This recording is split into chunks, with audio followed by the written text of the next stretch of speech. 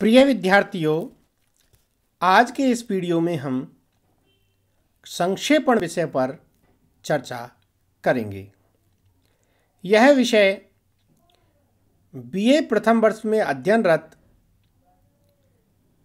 कला, विज्ञान और वाणिज्य संकाय के सभी विद्यार्थियों के अनिवार्य प्रश्न पत्र के लिए उपयोगी है।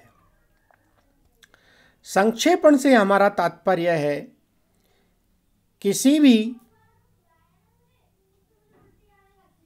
पंक्ति को, किसी भी गद्यांश या पद्यांश को उसके मूल रूप से उसमें छिपे भाव को संक्षेप में व्यक्त करना ही संक्षेपण कहलाता है। अर्थात बढ़ा चढ़ाकर या विस्तार रूप में कही गई बात का सार जब हम संक्षेप में व्यक्त करते हैं, कम शब्दों में व्यक्त करते हैं, वहाँ पर संक्षेपण होता है। मूल रूप से इसमें हम समास शैली का उपयोग करते हैं। पल्लवन में जहाँ पर हम व्यास शैली का उपयोग करते हैं, वहीं पर संक्षेपण में हम समास शैली का उपयोग करते हैं। मैं डॉक्टर बालकृष्ण शर्मा, सहायक आचार्य, हिंदी विभाग, MSJ कॉलेज, भरतपुर। आज हमने एक गद्यांश लिया है। उस गद्यांश को हम पढ़ेंगे और पढ़कर के उसका संक्षेपण हम करेंगे। मैं भूत की चिंता नहीं करता, भविष्य की परवाह नहीं करता, मेरे लिए वर्तमान ही सब कुछ है। भविष्य की चिंता हमें कायर बना देती है और भूत का भार हमारी कमर तोड़ देता है। हम व्यर्थ का भार अपने ऊपर लादकर रूढ़ियों, विश्वासों और इतिहासों के मलबे के नीचे दबे पड़े हैं, उठने का नाम ही नहीं लेते। जो शक्ति, जो स्फूर्ति मानव धर्म को पूरा करने में लगनी चाहिए थी, सहयोग में, भाईचारे में व्यय होनी चाहिए थी, वह पुरानी अदावतों को बदला लेने और बाप दादाओं का ऋण चुकाने को भेंट हो जाती है।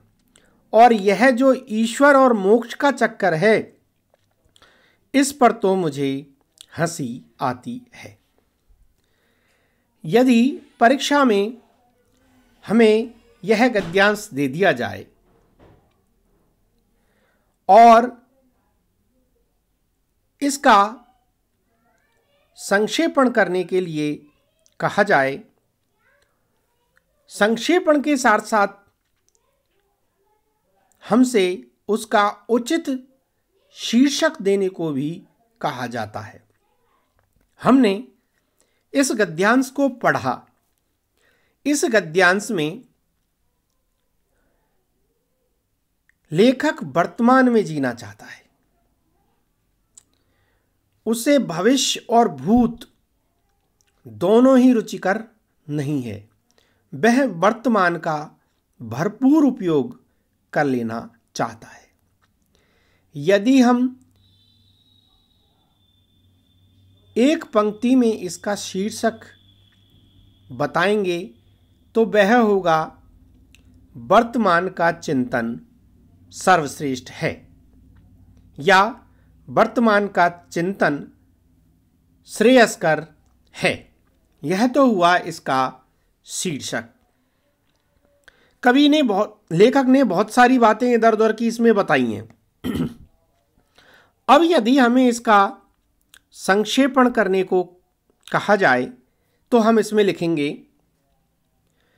कि मानव को भविष्य तथा भूत की चिंता न कर वर्तमान की चिंता करनी चाहिए। भूत की चिंता करने से व्यक्ति रूढ़ियों, परंपराओं आदि से दब जाता है। और वह मानव धर्म का सही निर्वाह नहीं कर पाता है। इससे भविष्य का पथ भी अवरुद्ध हो जाता है। कुल मिलाकर मात्र कुछ ही पंक्तियों में हमने इस पूरे गद्यांश का सार कह दिया। यही संक्षेपण होता है। संक्षेपण में विद्यार्थियों मुख्य रूप से आपको कुछ बातें बहुत ध्यान देने योग्य है। समास शैली का उपयोग करो। बात को बढ़ा चढ़ा करके बिल्कुल नहीं कहना है। उसका भाव जो आपको समझ में आ रहा है उसको कम शब्दों में लिख करके आपको दिखाना है।